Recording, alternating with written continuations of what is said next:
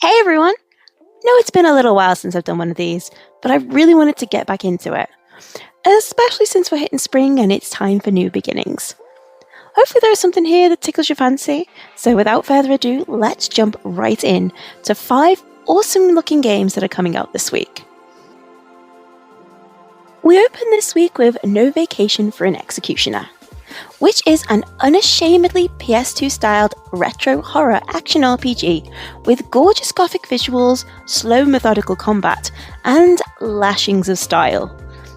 You play the titular executioner, who has unleashed a plague of monsters after refusing to do his duty, and now it's time to atone by taking down the monstrosities with your trusty sword, rapier, and gun. As I said previously, this game is unashamedly retro. The controls feel exactly like you're playing a PS2 game, and it is weirdly charming and nostalgic. They're a little clunky, but that is by design. However, it still just feels kinda right, and any mistakes you make are certainly on your head, of which I definitely made a lot. The combat is tough but fair. This is absolutely not a hack and slash, or even a Souls-like, even though the difficulty can kinda make it feel like it. There's no fancy dodge rolls, no blocking. All you have is your sword, your parry, and your wits. The game wants you to think smart, be stealthy, and take advantage of critical strikes and backstabs. If you go in all guns blazing, it is a surefire way to end up dead. It feels very much like Resident Evil 4 had a baby with Bloodborne. The well-loved survival horror gameplay elements with that gothic feel and design. And while not necessarily a game I'd normally pick up, I kind of fell in love with it even if I did absolutely suck at it. It has such a weird charm, I just can't quite capture it in words. If this looks like something you'd be into, No Vacation for an Executioner is out on the 23rd of March, and it does have a demo available now if you want to try before you buy.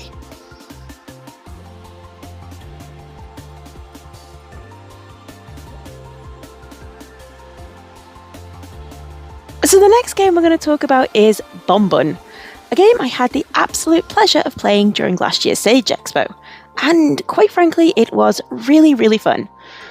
You play as a cute bomb-throwing rabbit who is trying to defend her home, which happens to be a gigantic flying fortress, from her former friend, now foe, Robombun.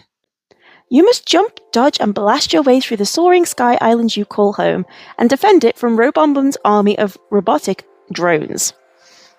The game has a heavy focus on precision platforming, and you will need all your skills to navigate through each of the environments. You have your standard jump available, a mid-air dive to cover that extra bit of distance, and a bomb jump, which works kinda like a double jump. It's not the most expansive moveset, but it all flows really well, and it's extremely satisfying when you chain it all together to tackle a difficult section.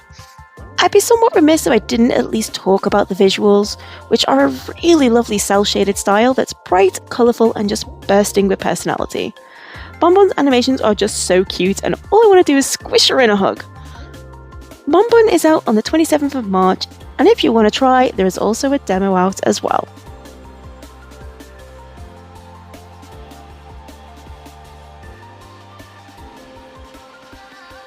From the gothic and bombastic to something decidedly more cozy. A completely fictional story about a city inside a whale is a relaxed and ambient adventure game in which you explore the town of Whalesville in a wind-up boat. Make friends with the residents, help them with their problems, or just relax and take in the sights. A completely fictional story about a city inside a whale is all about just going with the flow of adventure. No critical path, no time limits, just the sheer joy of exploring new things.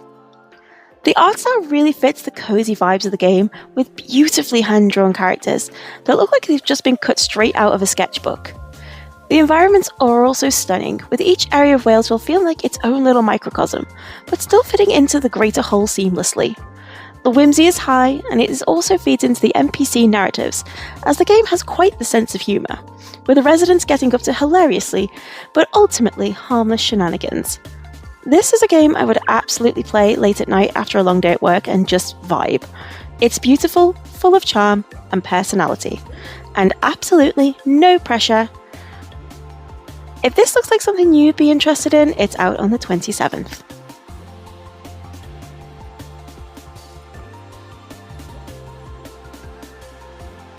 Feels like I've got a bit of a thing for platformers this week. And next on that list is Drakamar. Drakamar is a vibrant-looking 3D action platformer in which you set out on an adventure to defeat the evil King Krad, collect Pokeballs to restore the world, and save the adorable magical creatures known as the Oki. First things first, the art style gives me such vibes of Ape Escape and Ratchet & Clank. It's really colourful, a little cartoony, but wonderfully animated and expressive. The world is based in Mediterranean culture, so it has a wide range of influences, both environmentally and culturally. And there are major themes of harmony, friendship, togetherness, and generosity sprinkled throughout the gorgeous landscapes and narrative. The gameplay looks to be as charming as the visuals, with slick movement and fun combat. The game promises to cater to both beginners and more seasoned players, but regardless of your skill level, I honestly feel you'll have a good time if this is your kind of thing. Drakamar also boasts 15 different levels to explore, with a number of collectibles to find and secrets to unearth. Again, this feels just like a wonderful kind of wind-down game. Nothing overly strenuous unless you make it, and a relaxed vibe to boot. Drakamar is out on the 26th. So I have a guilty admission. I've never actually played Crypt of the Necrodancer, even though I adore the premise. That's why I happily present you Gridbeat, a rhythm action puzzle game that takes vibes from Necrodancer with a cyberwave wireframe aesthetic. Brought to you by Acclaim, yes, that Acclaim. Seriously, the amount of older studio resurgences recently has been pretty crazy, but I'm kind of for it.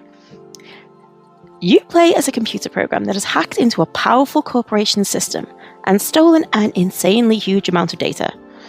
So that was the easy part. The hard part is escaping.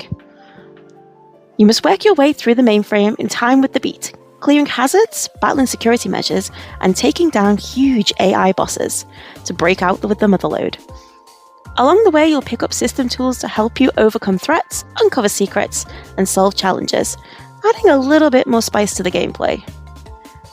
I already commented on the visuals and neon cyberwave hellscape with twisting paths and bold colours, and it looks like it's been pulled straight out of a Tron movie. Yes, I'm old, but I absolutely dig it. What I haven't commented on is the soundtrack, which promises to be a heart-pumping, electro-fueled symphony that you can't help but tap your foot to as you move through the grid. If this looks like something you could groove to, Gridbeat is out on the 26th. And that's a wrap, everyone.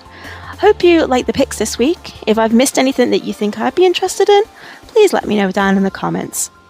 Have a great week, and hopefully we'll see you next week with another one. Bye.